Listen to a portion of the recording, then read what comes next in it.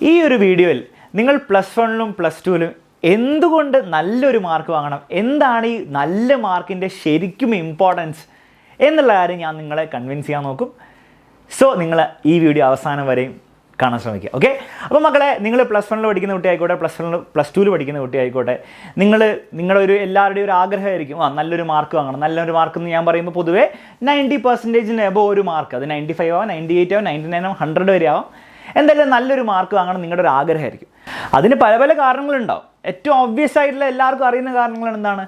നമ്മൾ +1ലും +2ലൊക്കെ നല്ല മാർക്ക് വാങ്ങിച്ചാൽ ഓവറോൾ +2 കഴിയുമ്പോൾ +2 കഴിയുമ്പോൾ നമ്മുടെ മാർക്ക് ഷീറ്റിൽ നല്ലൊരു മാർക്ക് ഉണ്ടാവും.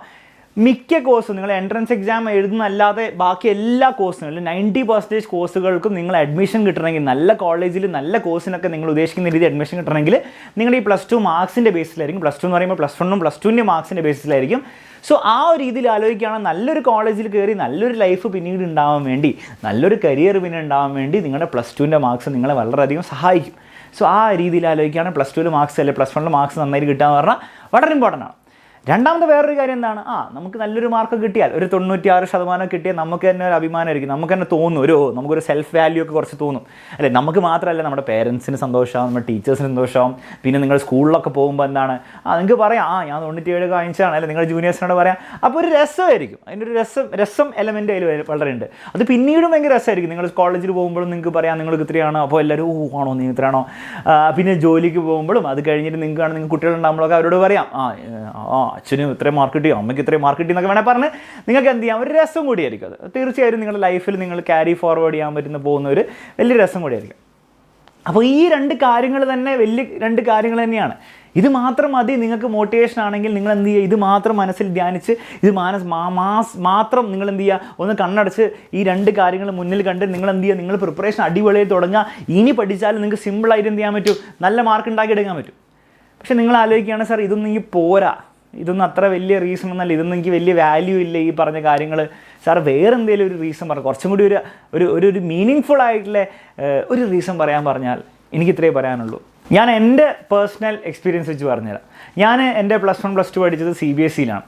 അപ്പോൾ CBSEയിൽ ഞാൻ അന്ന് +2 പരീക്ഷ എഴുതിയിട്ട് എനിക്ക് 95% മാർക്ക് കിട്ടി. അപ്പം +2 CBSEനെ പറ്റി അറിയുന്നവർക്ക് അറിയാം, സ്റ്റേറ്റ് സിലബസ് പോലെയല്ല. നമുക്ക് 100%, 99% ഒന്നും ആർക്കും തന്നെ കിട്ടില്ല.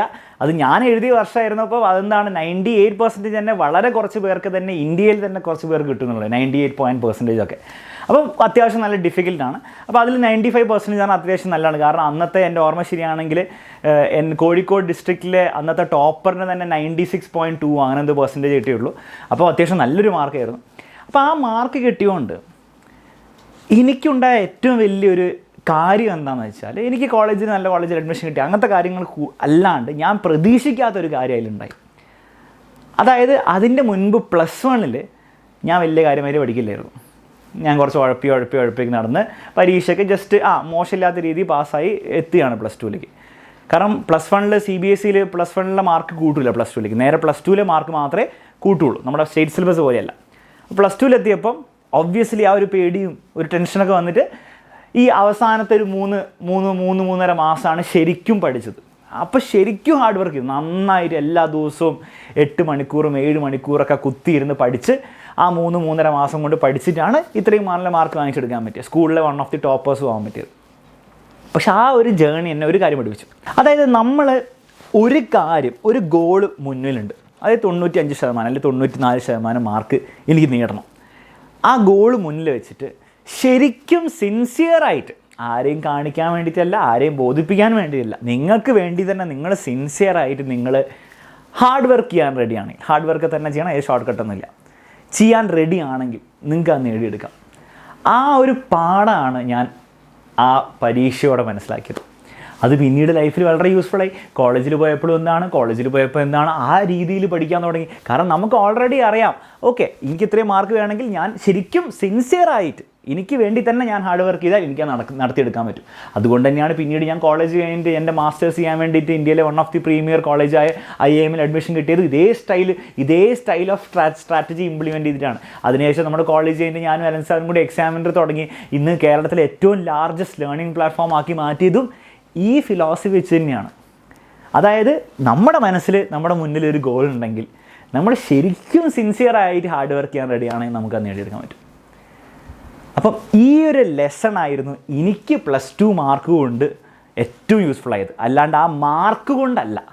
അപ്പോൾ നിങ്ങളുടെ ലൈഫിൽ ഒരു പക്ഷേ നിങ്ങൾക്കും ഏറ്റവും കൂടുതൽ യൂസ്ഫുൾ ആകാൻ പോകുന്നത് ചിലപ്പോൾ നിങ്ങളുടെ മാർക്കായിരിക്കില്ല, നിങ്ങൾ ബാക്കിയുള്ളവരും പറഞ്ഞു നടക്കുന്ന ആ ഒരു അതിൻ്റെ ഒരു സുഖവും മാത്രമായിരിക്കില്ല, നിങ്ങൾ പഠിക്കാൻ പോകുന്ന ഏറ്റവും വലിയ ലെസൺ ആയിരിക്കും നിങ്ങളുടെ ലൈഫിൽ. അതായത് ഒന്ന് വിചാരിച്ചാൽ ആ വിചാരിച്ച കാര്യം നടത്തിയെടുക്കാൻ എനിക്ക് പറ്റും എന്നുള്ള ആ കോൺഫിഡൻസ് ആയിരിക്കും നിങ്ങളുടെ ലൈഫിൽ നിങ്ങൾക്ക് ഏറ്റവും വലിയ ലെസൺ ഈ ഒരു +2 അല്ലെ +1 പരീക്ഷയോട്.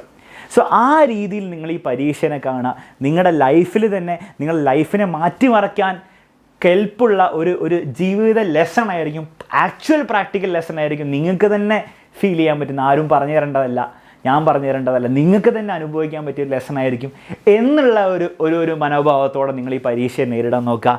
നിങ്ങൾ എവിടെയാണോ എത്തേണ്ടത്, എത്ര മാർക്കാണോ നിങ്ങൾ ടാർഗറ്റ് ചെയ്യുന്നത്, ആ മാർക്കിലേക്ക് നിങ്ങൾ മാക്സിമം എത്താൻ നോക്കുക.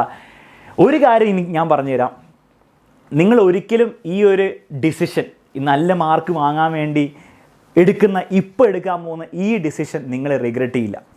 ഇനി നിങ്ങൾക്ക് തോന്നുകയാണ് ഞാൻ പറയുന്ന തെറ്റാണെങ്കിൽ, നിങ്ങളൊരു കാര്യം ചെയ്യും, തൽക്കാലം നിങ്ങളുടെ ആ ഗോൾ മുന്നിൽ വെച്ചിട്ട് നിങ്ങൾ അടിപൊളിയായിട്ട് പഠിക്കും. എന്നിട്ടൊരു 10 വർഷത്തിൽ ഞാൻ എവിടെയാണെങ്കിലും നിങ്ങൾ എന്നെ തേടി വാ, എന്നിട്ട് വേണം നിങ്ങൾക്ക് എന്നെ പ്രൂവ് ചെയ്യാം, സാറ് പറഞ്ഞ തെറ്റായിരുന്നു. അതുവരെ ഞാൻ പറഞ്ഞ തെറ്റല്ല, അടിപൊളിയായിട്ട് പഠിക്കുക, മുന്നേറുക. 10 വർഷത്തിൽ നമുക്ക് കാണുമെങ്കിൽ താഴെ കമൻറ്റ് ചെയ്യുക.